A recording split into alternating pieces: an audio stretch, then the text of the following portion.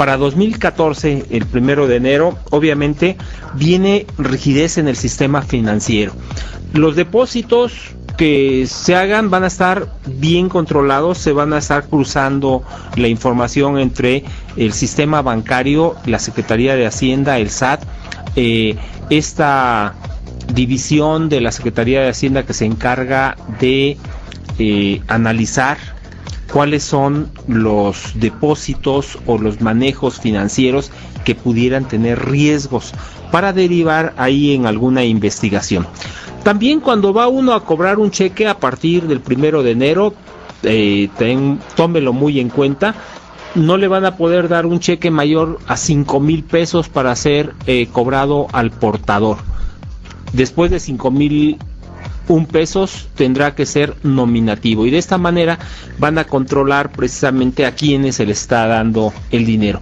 También otra de las cosas que se está implementando y que ya está aprobado por el Congreso de la Unión es que el pago de las tarjetas de crédito, ya sean en efectivo, con cheque o lo que sea, va a estar supervisado, y de ahí la Secretaría de Hacienda por medio del sistema SAT van a estar monitoreando los ingresos de las personas. Entonces imagínese que usted gasta con su tarjeta de crédito, paga, pero resulta que no está reportando ingresos ni está pagando impuestos. Entonces por ahí van a hacer un cruce. Obviamente el que tiene tarjeta de crédito pues tiene una dirección, tiene un lugar donde lo puedan localizar, y seguramente le van a caer los del SAT para hacerle efectivo el cobro de los impuestos. ¿Cómo es posible que gastó y no tuvo ingresos? Entonces deberá comprobar de dónde vienen los dineros que utiliza cada persona para el pago de sus tarjetas de crédito. Estos controles obviamente van llevando a sistemas en los cuales pues las personas se vean obligadas al pago de impuestos. Sin embargo, por el otro lado, vemos que las proyecciones de ingresos, de dineros que se recibe el Estado para poder sufragar los gastos que se originan a nivel nacional, pues están en el pronóstico cayendo, ¿no? Del 1.7% al 1.3%. El precio del barril de petróleo de mezcla mexicana, algunos analistas dicen que va a bajar de los $89 el próximo año, y esto debido a que las tecnologías renovables están permeando en todo el mundo y ya el petróleo no se está requiriendo tanto como factor de producción energética. O sea, poco a poco se va a ir disminuyendo. Estados Unidos inclusive va a alcanzar su autosuficiencia en la materia. ¿De qué manera nos pega todo esto? ¿Qué se está haciendo, por ejemplo, en la Ciudad de México en materia de economía? ¿Cómo se están resguardando para lo que pudiera venirse el próximo año, que se prevé muy difícil? Bueno, pues hoy vamos a platicar con el licenciado Ricardo Becerra Laguna.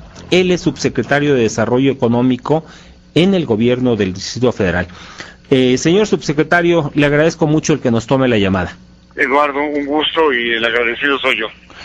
Yo sé que tú tienes amplia experiencia en esto de la comunicación, porque ya has estado en medios de comunicación y además eres consultor, o fuiste consultor en varios programas, inclusive de las Naciones Unidas, Ricardo Becerra.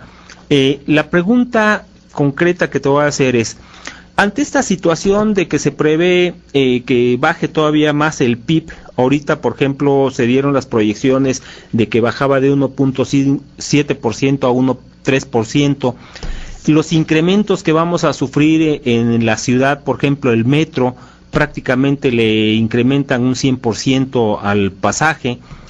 Los salarios de los trabajadores van a subir a lo mejor 2 pesos en el salario mínimo. ¿De qué manera nos va a afectar en la economía del Distrito Federal y qué están haciendo ustedes al respecto como para que se salga adelante el próximo año y no tengamos la crisis que se ha vivido en este 2013? Bueno, Eduardo, me parece pertinente tu pregunta. Creo que das al punto del gran tema, probablemente no solo de la ciudad sino del país. Eduardo, en efecto, la economía del país, de México, empezó a decrecer no en 2013. La tendencia recesiva empezó a sentirse desde julio del año 2012. Es decir, México empezó a sentir los efectos de la desaceleración en Estados Unidos, el recrudecimiento de la crisis en Europa y, por supuesto, pues la manía que tiene la economía mexicana en general a invertir poco, lo empezó a sentir desde julio de 2012. Eso es muy importante decirlo, porque a veces se le achacan a las reformas y a los cambios que hemos vivido en los últimos meses, pues sanbenitos que no le corresponden, ¿no? En concreto, la reforma fiscal, por ejemplo, probablemente tenga un impacto, como bien dices, en el crecimiento, pero las tendencias recesivas empezaron muchísimo antes que la reforma fiscal. Sí, que uno diría, inclusive, señor subsecretario, que desde el 2008, ¿no? Ya vimos el problemón que se vino desde Estados Unidos con lo de la vivienda, en Europa lo que sucedió hace apenas 4 años y que todavía no salimos. Claro, nosotros vivimos la crisis de 2009, la más profunda, el más profundo caído del Producto Interno Bruto en México, pues en mucho tiempo. Sin embargo, ya se había recuperado la economía, o había rebotado, más que recuperado, había rebotado la economía en 2010, en 2011 y buena parte de 2012. Pero volvimos a nuestra tendencia al estancamiento y a la recesión a mitad de 2012, es decir, todavía en el sexenio del presidente Calderón. Sí. Ahora bien, el asunto es que ya no podemos quedarnos con los brazos cruzados después de tantas cosas que han pasado, y en la Ciudad de México al menos estamos tratando de hacer tres medidas, de implementar 3 medidas que probablemente, o no, que seguramente van a hacer que la Ciudad de México no solamente tenga un desempeño mejor que el nivel nacional, sino que además pueda sentar varios precedentes. Eduardo, te cuento los 3. Los 3 ejes. En primer lugar, lo que vamos a hacer es, pues sí, en este año que comienza, 2014, un ambicioso programa de infraestructura pública. Es decir, vamos a entrar a proyectos importantes en materia, sobre todo de transporte, que como sabe cualquiera que vive en la ciudad, es uno de los principales problemas de todos los días y todas las horas en la ciudad, especialmente metro, y ahora, de manera singular, pues el inicio, Eduardo, de los 2 grandes proyectos ya anunciados de estructura ferroviaria, los famosos trenes de cercanías que llevarán a Querétaro y a Toluca. Esas obras empezarán en el año que viene, y aunque son obras de carácter federal, Eduardo, la verdad es que el gobierno del Distrito Federal tiene un planteamiento urbano, económico y comercial para el entorno de las estaciones de llegada, ¿no?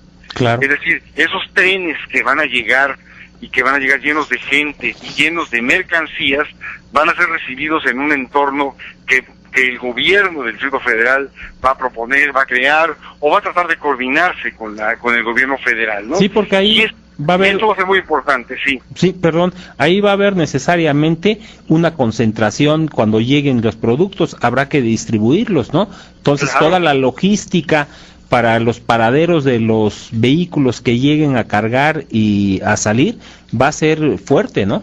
Sí, claro. Nosotros calculamos que si esos trenes tienen éxito y son bien planeados, insisto, son una obra federal, pero la llegada a la Ciudad de México, pues sí le corresponde al gobierno local. Del Distrito Federal.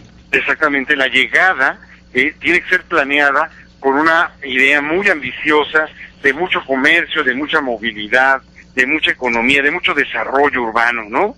Desarrollo urbano y económico. Esa es una de las primeras medidas que vamos a tener y que en las que ya estamos trabajando. Así es.